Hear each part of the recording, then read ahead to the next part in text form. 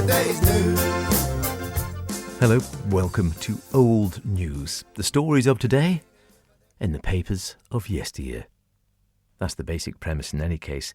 Cannabis has been in the news much of late. You might have seen a story on the Manx Radio website, a proposed facility earmarked for a site on the Airport Technology Gateway. The company behind plans for a high-tech cannabis farm in the south is to hold a public meeting in Castletown this coming Monday. GrowLab Organics is the first cannabis business to be approved by government for the cultivation, processing and manufacture of finished cannabis products. Interestingly, the meeting in Castletown Square, or if raining, the town hall. I love the idea of an outdoor meeting. We're almost getting back to Viking times, which made me rummage through the papers of yesteryear to see how much cannabis had featured in the papers. More than you might think, and back further perhaps than you might think. The Manx Sun. Saturday, March the 25th, 1843. The Medico-Botanical Society. February 22nd. A communication from Mr. Lay was read on the Cannabis indica, the Indian hemp, from which it appears that although not in medicinal use in England, the plant is possessed of extraordinary powers as a sedative, narcotic and antispasmodic remedy. The resin collected from it is in general use as an intoxicating agent all over the East, it was noted, from the furthermost confines of India to Algiers. The intoxication, which is of the most cheerful kind, lasts around 3 hours when sleep supervenes. It is not followed by nausea or sickness, nor by any symptoms save light giddiness worth recording. The subsequent effects are depression of spirits, relaxation of the muscles in a remarkable degree, and yet the litheness attending that relaxation, the free perspiration of the skin, and the increase of appetite have made some old rheumatic persons speak of it as the elasticity of youth. The hemp resin, the article goes on, is most useful in spasmodic and convulsive diseases, and in tetanus it has been the means of cure in the majority of cases and has relieved much of the severity of hydrophobia, although it did not avert the fatal termination. It may be safely employed wherever opium is indicated. From a series of experiments on dogs instituted in the Native Hospital of Calcutta, we may conclude that it will prove a direct antidote, the first of its class, to strychnia, one of the most violent poisons nature affords. I don't know whether that's the case or not. Apparently, it could cure corns. The Mona's Herald, Wednesday, September the 13th, 1893. If the Freet could always have hygienic conditions, corns would be rare, but they cannot. Their treatment depends on eradicating them and the prevention of their return. There are many ways of doing this. Probably the most popular corn cures depend on the action of salicylic acid. Among the many properties of this drug is its power to disintegrate epithelial tissue. It is better if combined with Cannabis indica.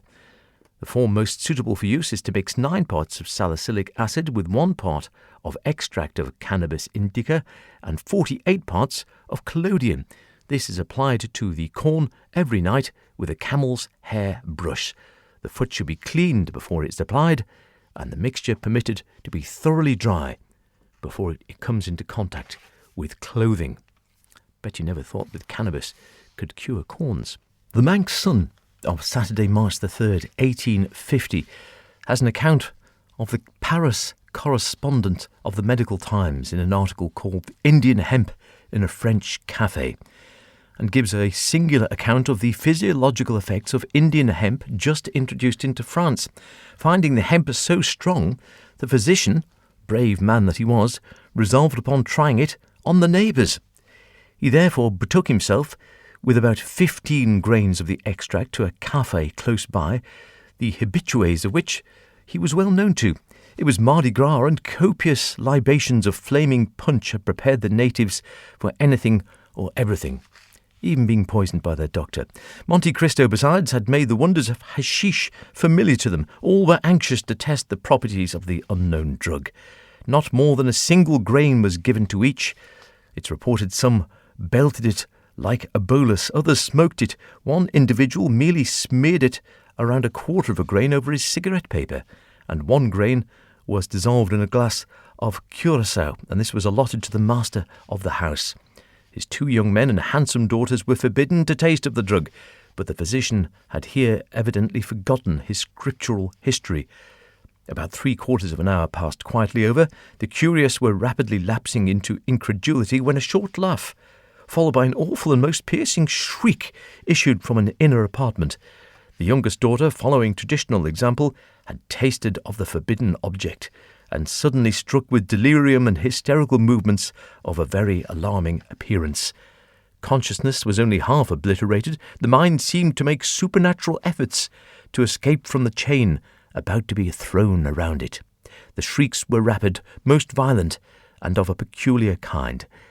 The girl felt conscious she was raving and earnestly entreated all around her not to conclude that she was mad, each appeal being terminated by a heart-rending scream. Some internal sensation also compelled her to cry, every now and then, that she was dying.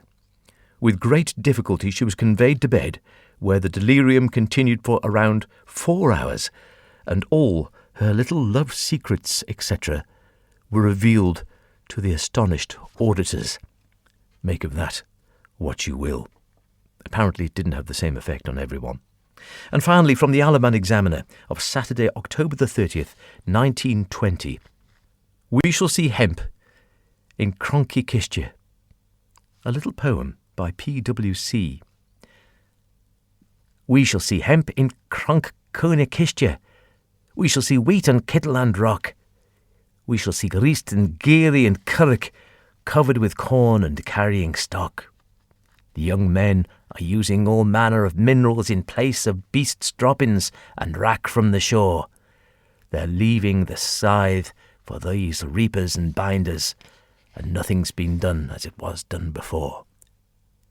We shall see plans most useful and clever. 2 and 3 times more crops we shall grow. Yet strange to say, each year in the future more and more men out foreign will go. The oats will stand tall and abundant and heavy, till every field seems simply packed with good grain. And maybe we'll see, if we happen to notice, how far more than ever gets lodged with the rain. Well done, PwC, whoever that was. We shall see hemp in Cronky. If you know where Cronky is, because I don't, let me know. howardkane@manxradio.com. Well done to PwC. I don't know whether there's hemp there or not, but it's being spoken about still. Like all things on this programme, it's old news. Cheerio. You're gonna be yesterday's news.